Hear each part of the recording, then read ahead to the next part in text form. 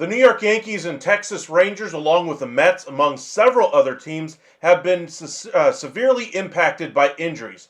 No more than the Texas Rangers and Yankees, however, with significant injuries in their starting rotation. The Mets, however, seem to have at least curtailed some of their tailspin with those injuries. Yankees, meanwhile, lose their ace. Rangers have all kinds of questions going into the year. One of their most consistent performers last year, John Gray, is now going to be out for a month. How will both teams react? There's also some discussion about the Yankees trying to bring in Dylan Cease. Yet again, they tried to bring him in today. That is, since the last 5, 6, 7 days now, we've seen every single day the Yankees have at least reached out to the San Diego Padres. They are definitely the most active team looking for some pitching upgrades via trade before we get to the start of the season.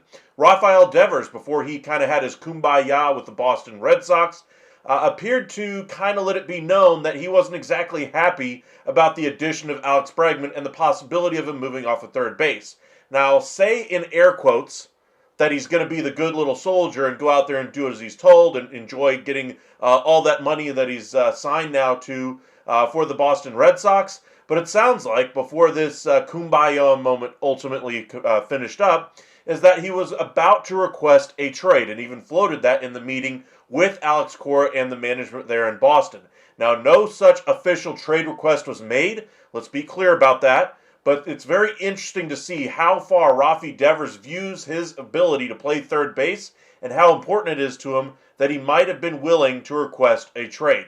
And then finally, we're going to get into the most disappointing teams that could be the most disappointing teams in 2025. We discussed yesterday the surprising teams that might be on the upswing, teams that weren't exactly in playoff positioning that might do a whole lot better this year, teams that might even make it to the World Series. On the other side of the coin, what are some teams that we're expecting some really big things out of this year that are ultimately going to fall flat on their face? We'll get into all of those and more next here at The Upside.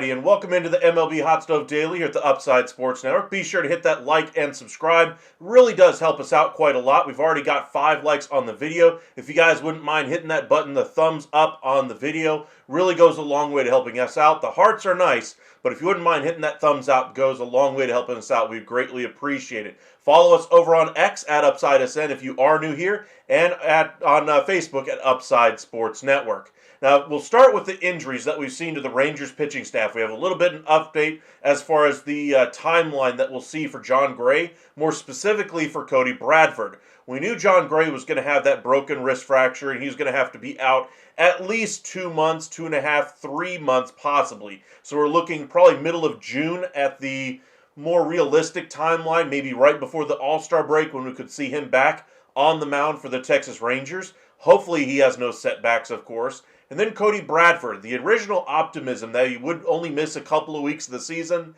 that he'd only be shut down for a week, and it only cost him about a week and change of spring training action, and then he'd still continue to build himself up and might only miss a couple of weeks at the start of the season. Apparently that is no longer the case. His throwing program has been shut down for 3 weeks. So once he gets back from that, then he'll resume his throwing program and have to be built up from there. Now, he's going to miss probably about a month of the season here, but the good thing for the Rangers is they have 2 guys in-house that are immediately guys that you'd point to and say, yep, those 2 are fighting for rotation spots and very well could have been in the rotation by the end of May anyway, but that's going to be Jack Leiter and Kumar Rocker. Posted a couple videos on our page over the last couple of days about the availability of both of those guys.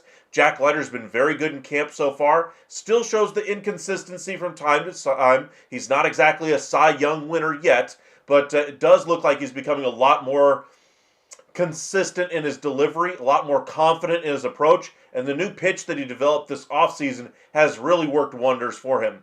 Now, we saw in one of his more recent outings, he had a great first 4 batters of the game, then got all kinds of wild for another 4 batters, and then settled right back down after that. So I think that was positive there for Bruce Bochy, showing that, yes, while I might still be a work in progress as far as fully working on my control for the entirety of a game, I will be able to course correct here, and you can leave me in knowing, hey, just because I've missed location of these 2 or 3 batters, I can get back down to where I need to go. So that's a good positive sign there for Jack Leiter. He looked like he was ticketed for a long relief role out of the bullpen. Rangers are going to have a couple of long relievers out of that bullpen. Dane Dunning, another guy who has starting experience, was probably going to be piggybacking with Jacob deGrom. Molly, another guy who's coming off of significant injuries. He might have been the other guy that Jack Leiter could have been piggybacking off of there. But it sounds like Leiter will likely be in the rotation. And the one guy I think they were hoping to restrict the innings on early in the season was Kumar Rocker, so they could have him more available at the end of the season. Well, at this point, you just need the arm right now. And so his season's just going to have to start. I just hope they don't overuse him by the end of the year and end up giving him some injury issues. He's a guy that hasn't thrown a whole lot of innings over the last 4 years, and so he's going to have to be a little bit more careful. Maybe they skip him a start here and there, a lot like they're going to do with Jacob deGrom. Maybe they use Dane Dunning as a spot starter quite a bit more than they were originally planning. I think reasonable expectations where Dunning was probably going to start in the neighborhood of 10 games, 12 games. I think with the injury risk they've already suffered so far, I would expect that number to jump up to 15 starts. But either way, Rangers definitely have some in-house options that they can turn to. I'm sure at the trade deadline they will surely address starting pitching as they did in the year they won the World Series where they brought in Max Scherzer and Jordan Montgomery. Now for the Yankees, of course Garrett Cole going down completely changes the mindset there in New York. I think losing your number 1 pitcher, your ace, really is a blow to any team. Now sure, they did bring in Max Fried, and I really like his abilities, but the whole point of this, the reason why they lost Juan Soto, or at least the thought process as far as rebuilding after losing him, was that, hey, maybe you'll have a better overall team. Your pitching staff will now be the strength of this team. You'll have a great closer in Devin Williams, and you'll have a really good lineup with Bellinger and Goldschmidt, a little bit deeper lineup on the whole. Maybe not an extra, aircraft carrier in the middle, but you'll have better overall talent on the roster. Well, now Giancarlo Stanton looks like he's going to miss at least 2 months of the season, most likely the entirety of the season with 2 severe elbow injuries, not to one elbow, but to both. And then, of course, Luis Gil is going to be out at least a couple of months as well. Sounds like he could be back in June. Think of him as as the Yankees' version of John Gray as far as when they might get him back. Either way, Marcus Stroman immediately slides in the rotation for Gil, but who's going to take over for Garrett Cole? Nobody on that roster right now could fill his shoes. He is an ace. That's why they've been reaching out to Dylan Cease and the San Diego Padres fervently ever since the injury became official, and that he was going to be out the entirety of the season with a Tommy John surgery. Now, for the Padres, the finance guys absolutely want them to trade Dylan Cease. They want to save money here. Understandably, the baseball people say, no, we're trying to win games here. We're going to have to trim money, find a different spot to do so. That's why they tried to trade Robert Suarez, but it sounds like they're going to have to trim even more salary. They have a couple of starting pitchers that are on the one-year deal, and Luis Arraez as well. They're not going to get extensions done with all three of them. I do believe they'll trade two of the three to be able to recoup some major league assets in return. According to reports, the Padres are looking for proven, impactful offensive talent coming back and a controllable starting pitcher already at the big league level. That's a huge price, and part of the return I've heard several teams ask for the Yankees, from the Yankees anyway, if they wanted to bring in a starting pitcher, is Will Warren. And so far the Yankees have been unwilling to include him in those trade discussions. I think if they're going to get serious about Dylan Cease, they're going to have to put him in and then some. So, for instance, the Padres, they're looking for a bat to come back, and I don't think the Yankees really have a piece that really fits that description. Maybe a Peraza, somebody like that, but I don't really think there's a player that fits the description there. There are other teams that kind of fit a little bit better here, but it sounds like this trade could take a little bit of time. Yankees are trying to act quickly, so they might have to pivot to another option if they're waiting for that price to come down on Dylan Cease. Welcome in, everybody. Welcome in Mark, Steven, Holly, Justin. Appreciate you guys joining us. Brewers rotation is hurting too. Tobias Myers went down today due to an oblique. Say it with us. How many different oblique strains have we seen so far this spring training? This is pretty nuts, I will say that. Justin, you say the Yankees are getting Jordan Montgomery. Let me go ahead and check that real quick. I have not seen any headlines about that, but I wouldn't be surprised if that was one of the guys that they turned to. We did discuss that as a possibility each of the last few days. And no, nothing there. I see no trade anyway. But as far as an option for the Yankees, they are experienced with him. I'll put it this way. Montgomery is not the same pitcher that he once was with the Yankees. He was a lot better with the St. Louis Cardinals. He was a lot better with the Texas Rangers. Last year, obviously, one of his most forgettable seasons with the Arizona Diamondbacks. But a lot of that can be kind of linked to how the season really started for Montgomery. Not really getting into camp. He's had a full camp now with the Arizona Diamondbacks. I'd imagine if somebody does trade him, they're going to have Arizona eat roughly $15 million of that deal. I'm not sure he's the number one for you. I don't think he fills the shoes of Garrett Cole. I'm not sure he's the number two on that roster. I think when correct, when he's right, you're probably looking at a number three on that Yankee staff right now. More realistically, with what you could expect based off of last year, I think you're probably getting a borderline 4, maybe a 5 starter, hoping for that high ceiling. But that would be a really low-cost option for them to add. And remember, they're a team really stretched right now, trying to stay underneath that Cohen tax. Pretty much anything they do is only going to add to it. And they're a team that's actually looking to trim a little bit of payroll before the start of the season. They got about $4 or $5 million to trim to get underneath that tax threshold. Steven, Montgomery just got lit up in his last start. I'll put it this way. Montgomery is a proven starter.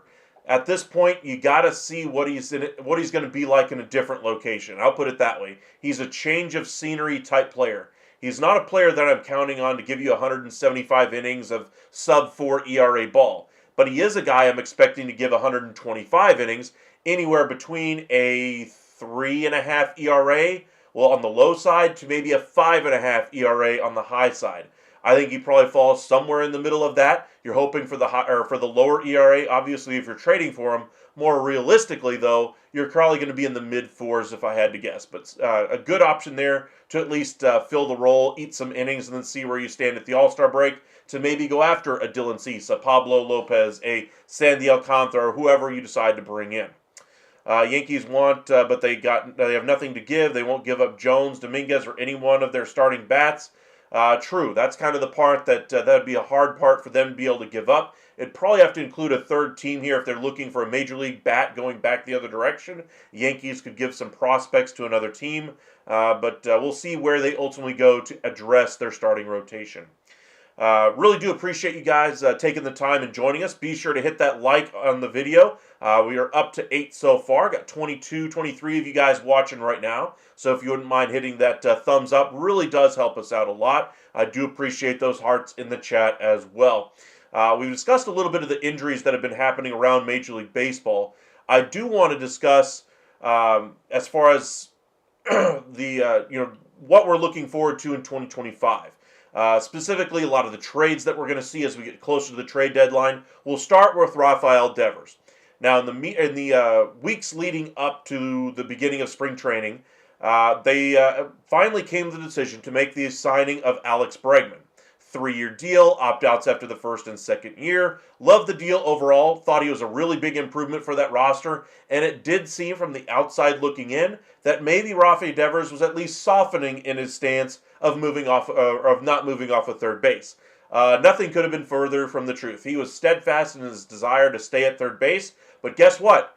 He doesn't write the lineup card. And there's about a 50-run differential between Alex Bregman over the last 5 years versus Rafael Devers. Which one do you think they're going to go with to be their starting third baseman? Just take a guess. It's Alex Bregman. Devers, for his worth, is negative 29 defensive runs saved at third base in that same amount of time. Bregman, plus 22, and is a gold glover at third base. Now, both of them are very significant bats. Obviously, Devers is signed to the long-term deal, homegrown Red Sox, all of that. But Bregman is arguably the better player all around. Devers is clearly the better bat. I think Bregman is really going to be a nice boon for that team. He has the second best stats all time in Fenway Park from all hitters. And obviously those numbers are going to change a little bit now that he's going to be playing a lot more games there in Fenway. If he does put up Ted Williams-like numbers, we're talking MVP possibility for Alex Bregman.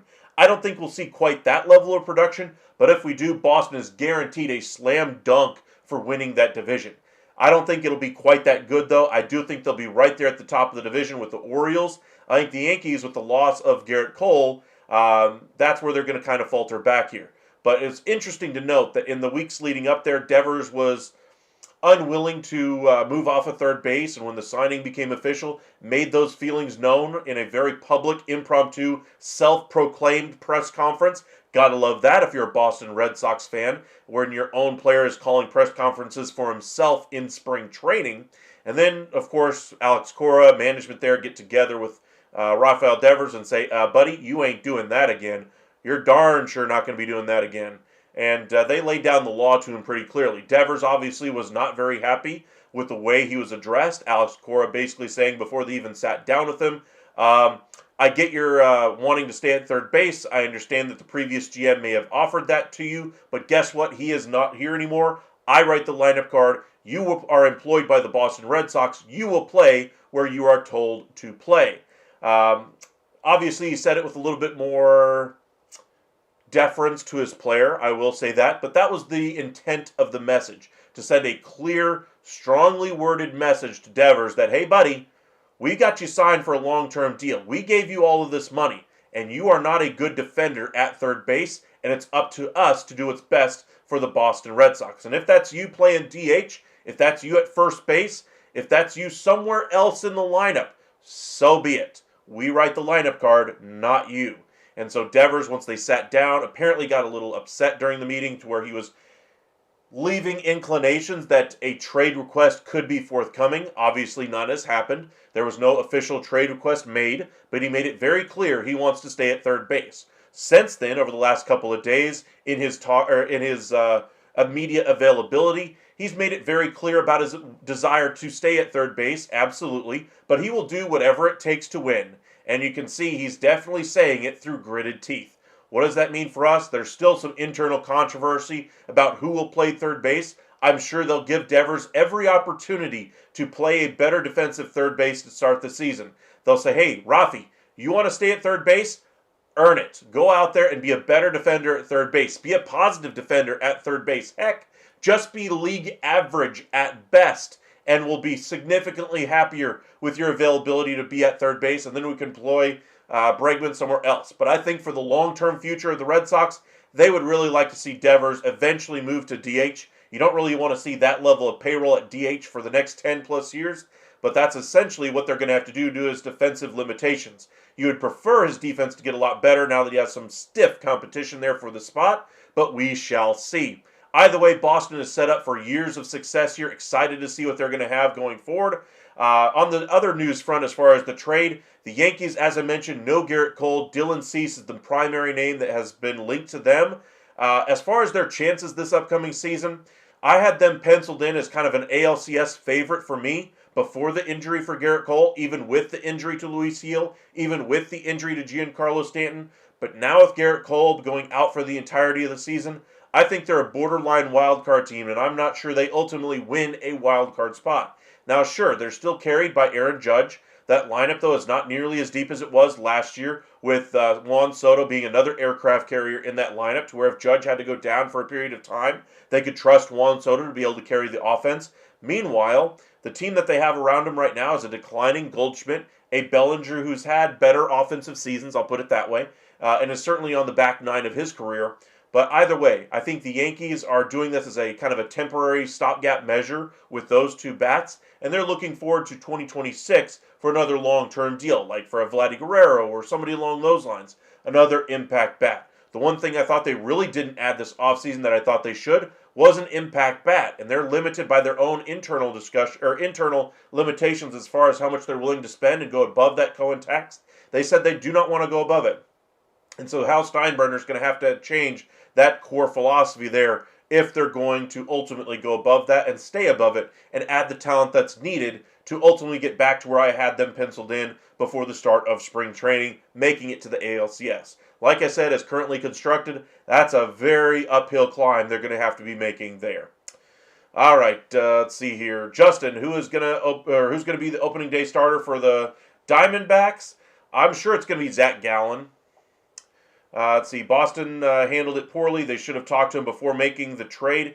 I'm sure they discussed it several times internally among themselves. Now, as far as a conversation with Devers, it does sound like there was some discussion that was had around the winter meetings as far as the possibility of bringing in Alex Bregman specifically with Rafael Devers. That's when they basically let it be known to him that they were at least considering the idea, and we can see that from around that same time, Devers posting very similar tweets, memes, whatever the case may be, Instagram posts, etc. I'm not up on Instagram anyway, so I'm not one of those kids, I'll put it that way. But I will say this, the sentiment was that Rafael Devers wanted to stay and remain always at third base. Obviously, he was unwilling to change that tune at that time, and we said as much at that time. And then around Christmas, he started liking posts and liking the idea of Alex Bregman coming in and being a member of the Boston Red Sox. And some of those that he liked also mentioned the fact that he would be moving to first base or DH, a trade of Tristan Casas and Yoshida to bring in Luis Castillo. He was liking all things like that, and you thought maybe he was coming around to the idea that, hey, whatever's best for Boston is what's best for Rafi Devers, and you thought it might have been smoothed over. Obviously, it wasn't, and I kind of think that while they did address it at the winter meetings or close to it, somewhere around there with Rafi Devers, maybe they could have been more deferential in their inclusion in those discussions with Rafi Devers. Not necessarily saying he should be arguing the contract for Boston, but just saying he should have a little bit more hand in, hey, my offseason regimen is this. I'm still trying to get better defensively at third base. Don't just give away third base, my position, because the other guy's better last year. Give me a chance to go out there and prove it. You would think that was what you were hoping was going on behind the scenes, but it doesn't sound like that's what actually ended up happening. Sounds like Devers just dug in his heels and said, I'm the third baseman no matter what, and then we get to spring training, and now we have this whole thing to discuss. So we'll have to see how this thing really works out for them. Who would bat cleanup, though, Devers or Bregman, because Devers has the power, but Bregman more patient? I think Devers would probably be your cleanup man. I think Bregman, because of his ability to work the count. His on-base percentages work a little bit better for him. Not that Devers is bad at it. In fact, I think they're actually pretty close from what my memory is anyway. But either way, 3-4 doesn't really matter to me as long as you're getting the production. If you're not getting the production, obviously you flip it. Tim, should the Mets trade Miguel, Williams, and Hernandez to the Padres for Cease before opening day? Well, it's not going to happen before opening day, Tim.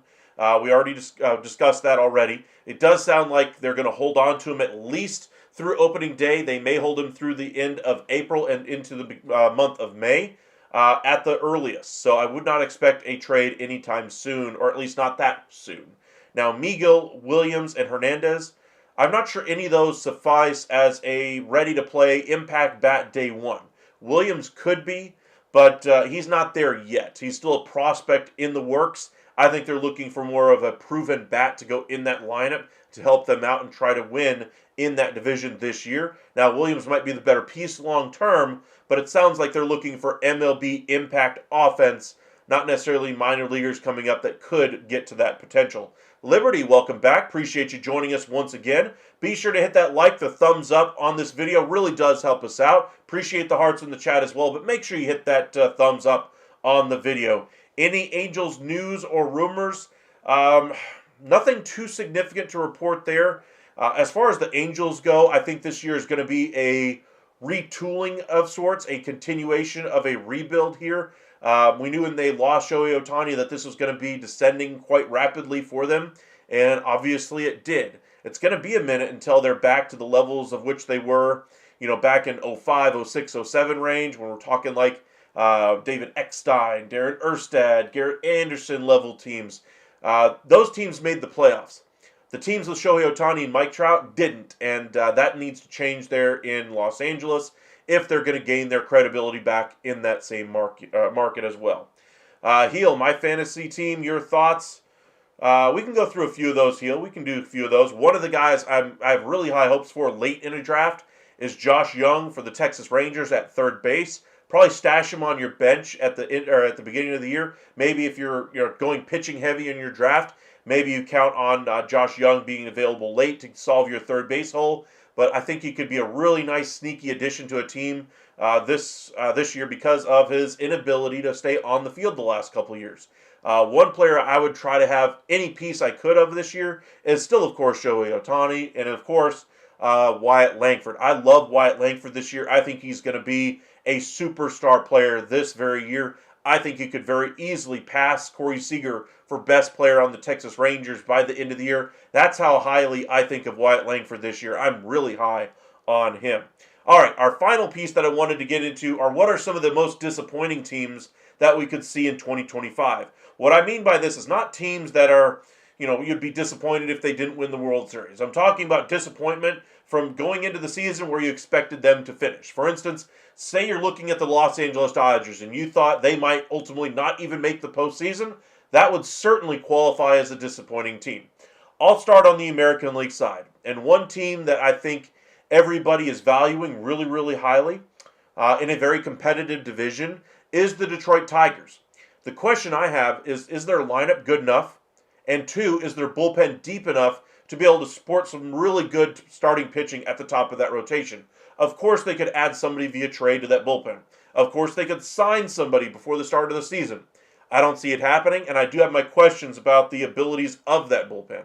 Are they able to score enough runs to even be in the conversation here? I think this is a team that is seen as a team that could win the division, could very well be within a game or two of winning the division, but I think a disappointing season for them would be they can't score enough runs, and they can't close out games. And so they find themselves around 500, maybe a little under by the All-Star break. And then we're looking at them at the trade deadline going, hey, man, you're about 7 games out of the wild card right now. Time for you to go ahead and sell. And then things could get really interesting around Skubal and others as they try to transition to a younger overall core for yet another iteration of this team. But they do have some really strong prospects with which to work. So we'll have to see where they ultimately finish up. But they could be one of the more disappointing teams based off of where others are prognosticating them to be.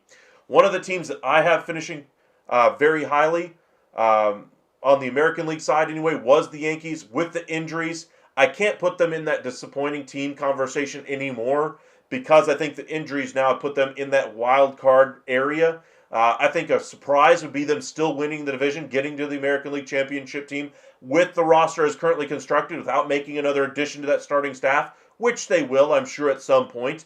But I think that would be more of a surprise type of thing because right now, I think they're right at the very last spot getting into the wild card or missing the postseason altogether.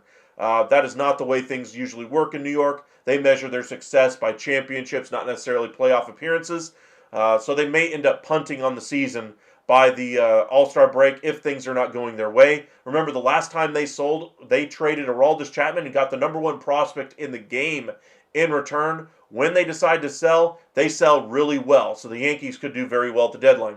As far as other disappointing teams I'm keeping an eye on, I'm looking at the Seattle Mariners. This is a team that was supposed to have done better offensively, but now with Kirby going to miss about a month of the season due to an injury right now, this could be a team that goes from a wild card contending team that I don't think is going to be in the conversation for the division, but a team that had so much promise just falls flat on its face, and they're going to have to make some decisions long term with that starting rotation. Do they keep both Kirby and Gilbert? Do they maximize the value of one or the other via trade and add some offense that way?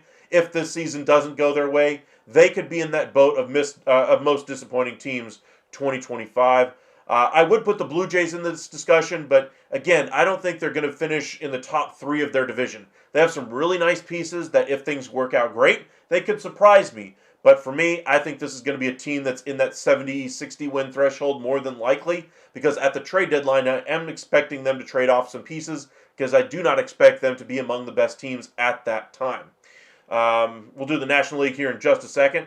Heel your fantasy lineup. Raleigh, Bellinger, Betts, Vientos, Henderson, Suarez, Marte, Berger, Fitzgerald, Hernandez, Happ, O'Neill, Rooker, Yelich.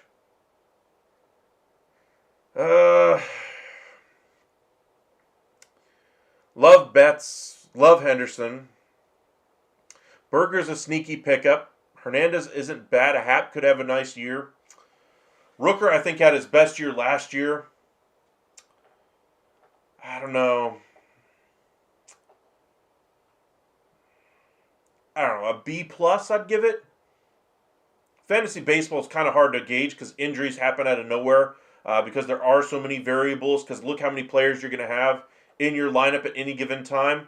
A little bit different anyway than football or basketball fantasy lineups anyway, but overall I'd give it a B plus.